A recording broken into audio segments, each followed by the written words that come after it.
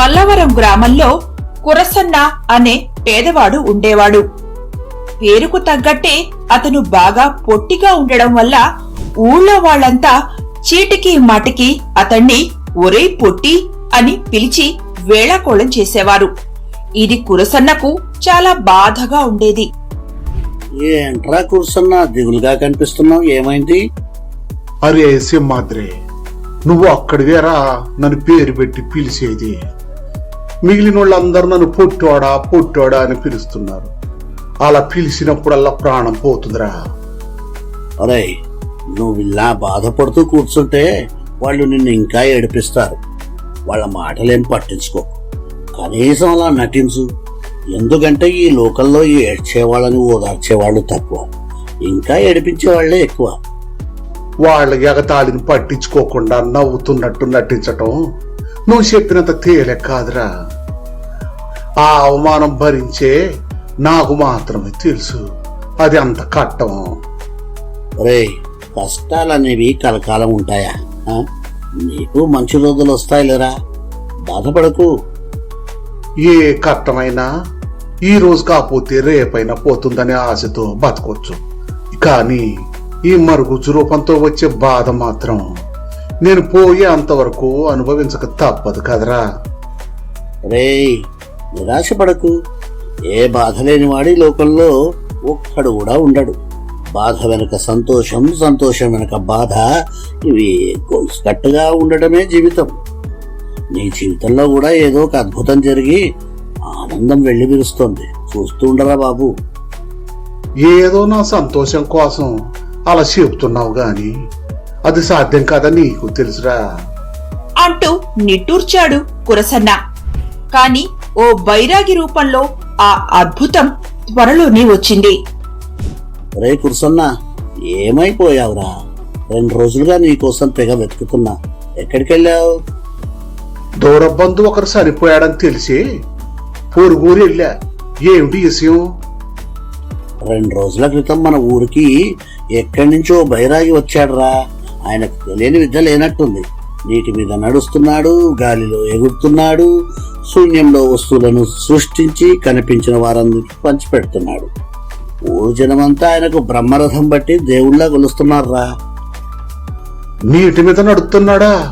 నమ్మలేకపోతున్నాను రా. అవునరా, కళ్లతో చూసే వరకు నేను నమ్మలేదు. సరే, నేను ఎందుకింత ఆత్రంగా నీకు విషయం చెప్పడానికి వచ్చానో తెలుసా? అసమానం నువ్వు నీ ఆకారం తలుచుకొని కుమిలిపోతూ ఉంటావుగా.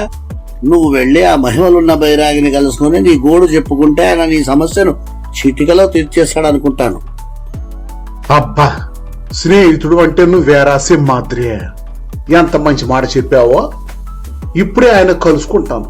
ఎంతకి ఆయన ఉండేది ఎక్కడా? మన ఊరి బయట మర్రి చెట్టు కింద విడుదల చేశారు.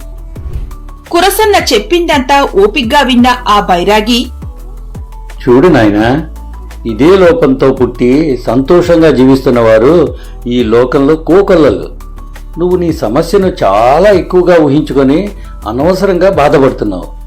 దేవుడిచ్చిన ఈ రూపానికి చిన్నబుచ్చుకోకుండా నువ్వు కూడా సంతోషంగా ఉండడం అలవాటు చేసుకో. అయ్యా, నా రూపం దేవుడిచ్చిందే కావచ్చు, కానీ అది నాకు సంతోషాన్ని ఇవ్వడం లేదు. ఈ రూపంతో పాటు అసంతృప్తిని కూడా నాకు ఆ దేవుడే ఇచ్చాడు. ఇప్పుడది పోగొట్టమని ఆ దేవుడే మిమ్మల్ని ఇక్కడికి పంపాడనుకుంటున్నాను. మీ శక్తితో నన్ను నేను పొడుగయ్యేలా చెయ్యండి స్వామి. అసహజమైన వరాల వలన జరిగే మేలు కంటే అనర్థమే ఎక్కువ నాయనా. స్వామి, నేను ఇంకో అడుగు పెరగడం వలన ఈ లోకానికి ఏదో అనర్థం వచ్చేది కదా. ఒకవేళ ఆ పొడుగు వల్ల ఏదైనా అనర్థం జరిగినా అది నాకే జరగనివ్వండి. ఈ పొట్టితనం వల్ల నేను పొందుతున్న అవమానాలతో పోల్చుకుంటే ఆ అనర్థం నన్నేమీ బాధించదు. దయచేసి నా కోరిక తీర్చండి స్వామి. బైరాగి ఆలోచనల్లో పడ్డాడు. అది గమనించిన కురసన్న, మీ పనులతో ఈ ఊర్లో ఉన్న అందరినీ ఆనందపరిచారు. పొరుగు చేయటం ద్వారా నన్ను కూడా ఆనందపరచండి స్వామి. ఏదో నిర్ణయించుకున్నట్టు తల పంకించిన బైరాగి, సరే నాయనా, నా దివ్యశక్తులతో నిన్ను పొడుగ్గా చేస్తాను. కానీ దాని ఫలితం నీకు ఇప్పటికిప్పుడు కనిపించదు. సాధువులు ఏం వరమిచ్చినా దానివల్ల మానవాళికి మేలు జరగాలి. అది దృష్టిలో పెట్టుకుని నీకు సూచన చేస్తున్నాను. మొదట నీవు ఈ ఊరిలో నలుగురు మెచ్చుకునే మంచి పనులు చేయడం ప్రారంభించు. తద్వారా జనం నిన్ను ఎగతాళి చేయడం మానేస్తారు, పొగడ్తలతో గౌరవిస్తారు. ఆ పొగడ్తల వలన నీకు మేలు జరిగేలా వరమిస్తున్నాను. వారి పొగడ్తల వల్ల నాకేం ఒరుగుతుంది స్వామి? వారి పొగడ్తలను బట్టి కొంచెం కొంచెంగా నీ ఎత్తు పెరుగుతూ ఉంటుంది. చాలా సంతోషం స్వామి. ఎలాగైతేనేమి నా కోరిక మన్నించారు, అదే చాలు. ఇకపై నేను రోజులో ఒక పూట నా పొట్టకూటి కోసం పనిచేసినా మిగిలిన సమయం అంతా ఈ జనానికి సాయపడటం కోసమే ఖర్చు చేస్తాను. 1 నెల రోజుల్లో నేను కోరుకున్న ఎత్తు రాగలను కదా స్వామి? అది నిన్ను గ్రామస్తులు పొగిడేదాన్ని బట్టి ఉంటుంది నాయనా. ప్రయత్నించి చూడు.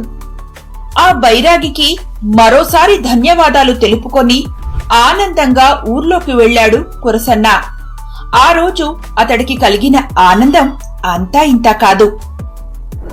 ఆ రోజు నుంచి అందరి చేత పొగిడించుకోవాలని అందరికీ సాయం చేస్తూ ఎన్నో మంచి పనులు చేయసాగాడు. కాని ఎవ్వరూ అతడిని ఓ పట్టాన పొగిడేవారు కాదు. బోలెడు పని చేస్తే ఓ చిన్న మంచి మాట అనేవారు అంతే. అందువల్ల బైరాగి ఊరు వదిలి 3 నెలలు గడిచినా కురసన్న ఎత్తులో ఏ మార్పు రాలేదు. ఏంట్రా, బైరాగి వరం ఇచ్చాడని చెప్పావు? 3 నెలలుగా వస్తుంది, ఇంతవరకు నీలో ఏం మార్పు కనిపించడం లేదు. నిజంగా బైరాగి నీకు మనస్ఫూర్తిగా వరమిచ్చాడా, లేక నిన్ను వదిలించుకోవడానికి ఏదో ఒక మాట చెప్పి వెళ్ళిపోయాడా?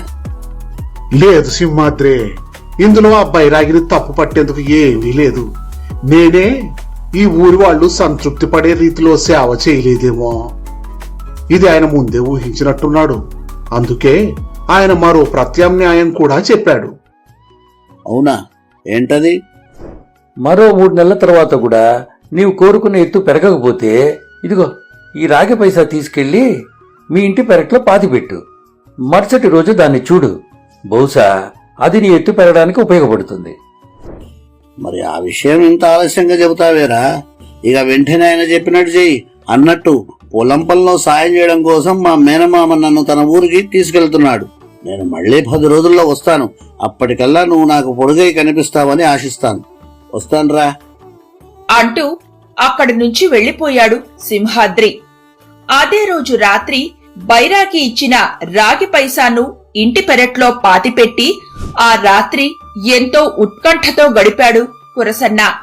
పొద్దున్నే లేచి ఆత్రంగా అద్దంలో చూసుకున్నాడు కాని అతని ఎత్తులో ఏ మార్పు కనిపించలేదు. ఇదేమిటి, ఏ మార్పు లేదు అనుకుంటూ రాత్రి పాతిన గోతి దగ్గరకు వెళ్లి తవ్వి చూసిన కురసన్నకు ఆశ్చర్యంతో కళ్ళు పెద్దవయ్యాయి. రాగి పైసా దాచిన స్థలంలో 2 పెద్ద లంకెబిందెలు కనిపించాయి.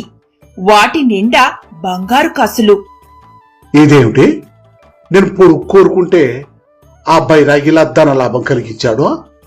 బహుశా వీటిని చూసి సంతోషంతో నా లోపం మరిసిపోయి హాయిగా జీవిస్తానని భావించాడు కాబోలు. కాని నాకు కావలసిన సంతోషాన్ని ఈ బంగారు కాసులు ఎప్పటికీ ఇవ్వలేవు. ఊరి వారి పొగడ్తలు నా ఎత్తు పెంచుతాయని ఆ బైరాగి చెప్పాడు. ఇప్పటి వరకు నా సేవలతో వీళ్ల చేత ఎలాగూ పొగిడించుకోలేకపోయాను. ఇక ఇప్పుడు ఈ కాసులతో వీళ్ల చేత పొగిడించుకుని నా ఎత్తు పెంచుకుంటాను అని అదే రోజు ఊరిలో ఓ చాటింపు వేయించాడు. ఏంట్రా ఎంకన్నా, ఎక్కడికి బయలుదేరావు? నీకు తెలీదా, మన కురసన్నకి అదృష్టం కలిసొచ్చి ఏవో లంకె బిందెలు దొరికాయట. తనను బాగా పొగిడిన వాళ్ళకి పొగడ్తల్ని బట్టి బంగారు కాసులు ఇస్తున్నాడట. ఇప్పుడు ఊరి వాళ్ళందరూ వాడి ఇంటి ముందే ఉన్నారు. నేను అక్కడికే వెళుతున్నా, నువ్వురా. డబ్బు మీద ఆశతో ఊరి జనమంతా వరుస కట్టి వచ్చి పొగుడుతుంటే కురసన్న వారికి బంగారు కాసులు ఇవ్వసాగాడు. అయితే అలా ఎంతోసేపు జరగలేదు. బైరాగి ఇచ్చిన వరం పనిచేసినట్లుంది. జనం పొగుడుతుంటే కురసన్న ఎత్తు కొంచెం కొంచెంగా పెరుగుతోంది. పొగడ్తలు మితిమీరడంతో కాసేపటికే అతను తాటి చెట్టు ప్రమాణంలో ఎదిగిపోయాడు. అది చూసి హడలిపోయిన జనం పరుగులు పెట్టడం ప్రారంభించారు. అప్పటికి గాని జరిగింది అర్థం కాలేదు కురసన్నకి. హాయ్ బాబోయ్, ఇదేమిటి రాక్షసుడు మాదిరిగా ఎంత ఎదిగిపోయాను. ఇప్పుడు నన్ను చూస్తే నాకే భయం వేస్తుంది. ఊరి వారు భయపడటంలో ఆశ్చర్యమేముంది. ఇప్పుడు నేను ఎలా బతకటం? ఇప్పుడు నా దగ్గరున్న సంపద కూడా నాకెందుకు ఉపయోగపడదు. ఇప్పుడు ఏం చెయ్యాలి? ముందు ఈ ఊరి వాళ్లకు నా వల్ల ఏమీ హాని కలగదని భయపడొద్దని ఊరి వాళ్లకు హామీ ఇవ్వాలి. వెళ్ళి ఈ విషయం వాళ్ళకి చెప్తాను అంటూ ఊరిలోకి బయలుదేరబోయాడు కురసన్న. కాని ఊరంతా అతని కాళ్ల కిందే ఉన్నట్టు తోచింది. అక్కడ ఉన్న ఇళ్లన్నీ చిన్న చిన్న బొమ్మరిల్లుల్లా ఉన్నాయి. మనుషులైతే మరీ చీమలంత చిన్నగా కనిపిస్తున్నారు. అప్పుడే అతనికి ఓ దృశ్యం ఆకర్షించింది. అరే, ఊరి చివర ఉన్న ఈ పెద్ద బండరాళ్లు ఇప్పుడేమిటి చిన్న చిన్న గోలకరాళ్ళులా కనిపిస్తున్నాయే? ఈ రాళ్లు తొలగిస్తే పట్టణానికి దగ్గర దారి ఏర్పడుతుంది కదా. ఈ దారి లేక గ్రామస్తులు చుట్టూ దారి అయిన అరణ్య మార్గాన వెళుతున్నారు. ఈ రాళ్లు ఏరుపారేస్తాను అని అక్కడున్న పెద్ద పెద్ద బండరాళ్లను గులకరాళ్ల మాదిరిగా తీసి పక్కన పెట్టడంతో పట్నానికి చక్కని దారి ఏర్పడింది. ఇదే నేను మునపటి మాదిరిగా ఉంటే చక్కగా ఈ దారిలో పట్టణానికి వెళ్లేవాణ్ణి కదా. ఇలా బాధపడుతూ అక్కడ ఎంతసేపు కూర్చున్నాడో అతనికే తెలీదు. ఇంతలో ఏంట్రా కురుసన్నా ఇక్కడ కూర్చున్నావు? ఇదేంటి హఠాత్తుగా ఇక్కడ ఇంత చక్కని దారి ఎలా వచ్చింది? ఇక్కడున్న బండరాళ్లన్నీ ఏమైపోయాయి? ఒరే సింహాద్రి, నువ్వా?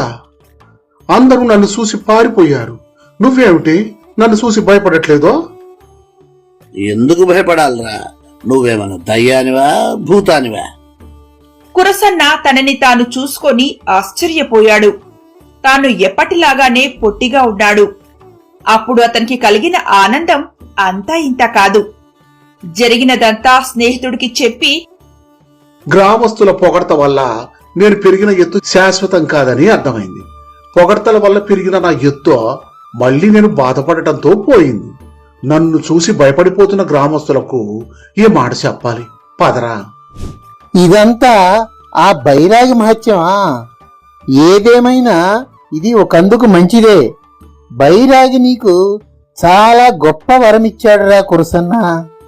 మన ఊరి వారికి ఎప్పటి నుంచో ఉన్న రహదారి సమస్యను చిటికెలో తీర్చేశావు. అలాగే మనకున్న మరో సమస్యను కూడా తీర్చరా. నువ్వు పర్వతాకారంగా మారి ఊరి బయట ఉన్న పెద్ద వాగు నుంచి మన ఊరి మధ్యలోకి నీ చూపుడు వేలితో బలంగా 2 సార్లు గీసావంటే అక్కడి నీళ్లన్నీ మన చెరువులోకి వచ్చి మన గ్రామానికి ఉన్న నీటి సమస్య కూడా తీరిపోతుంది. అతన్ని అంత బతిమాలడం ఎందుకు గ్రామ పెద్దగారు? మన ఊరివాడు మన కోసం ఈ మాత్రం సాయం చేయడా ఏంటి?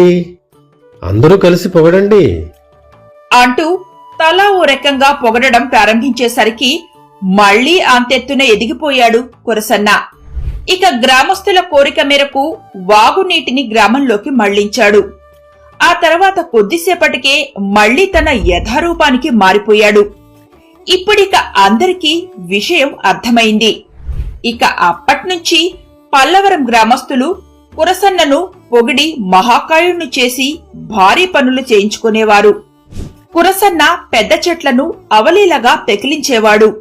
ధాన్యం బస్తాలతో నిండిన బండిని అవలీలగా చేత్తో ఎత్తి పట్నంలో ఉంచేవాడు.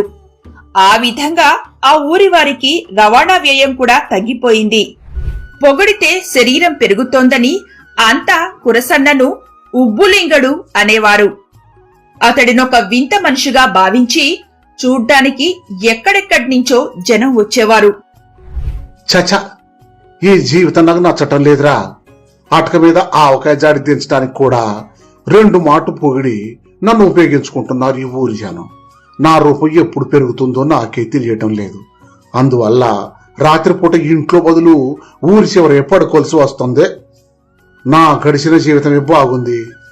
అప్పుడైతే నాకు ఒకటే సమస్య. ఇప్పుడైతే ఏ అవసరం కోసం నన్ను గ్రామస్తులు పొగుడుతారో తెలియక అనుక్షణం సత్తున్నాను. స్వేచ్ఛ లేకుండా పోయింది. అందుకే ఈ ఊరు వదిలి వెళ్ళిపోదాం అనుకుంటున్నాను. తొందరపడకు కుర్సన్నా, ఇప్పుడు నీ గురించి పక్క ఊర్లకు కూడా తెలిసిపోయింది. ఎక్కడికెళ్ళినా నీకు ఈ సమస్య తప్పదు. ఇప్పుడు నువ్వు వెతకవలసింది నీకు ఈ శక్తినిచ్చిన ఆ బైరాగిని. అతను మాత్రమే నిన్ను ఈ సమస్య నుంచి బయటపడేయగలడు. నువ్వు చెప్పింది నిజమే సింహాద్రి. ఆ బైరాగి ప్రతి కార్తీక పున్నమికి పక్క ఊర్లో ఉన్న పాడుపడ్డ కోటలోని శివాలయానికి ధ్యానం కోసం వస్తారని చెప్పాడు. మరో 2 రోజుల్లో కార్తీక పున్నమి రాబోతుంది. ఈలోగా అక్కడికి చేరి ఆయన రాగానే నా సమస్యని చెప్పుకుంటాను. చూశావా నాయనా, అసహజమైన కోరికలు అనర్థానికి దారితీస్తాయని ఎందుకు చెప్పానో అర్థమైందా? అవును స్వామి, అవమానాలతో గడిపినప్పటికీ నా గత జీవితం ఒత్తిడి లేకుండా ఉండేది. మీ వరాన్ని ఉపసంహరించండి స్వామి.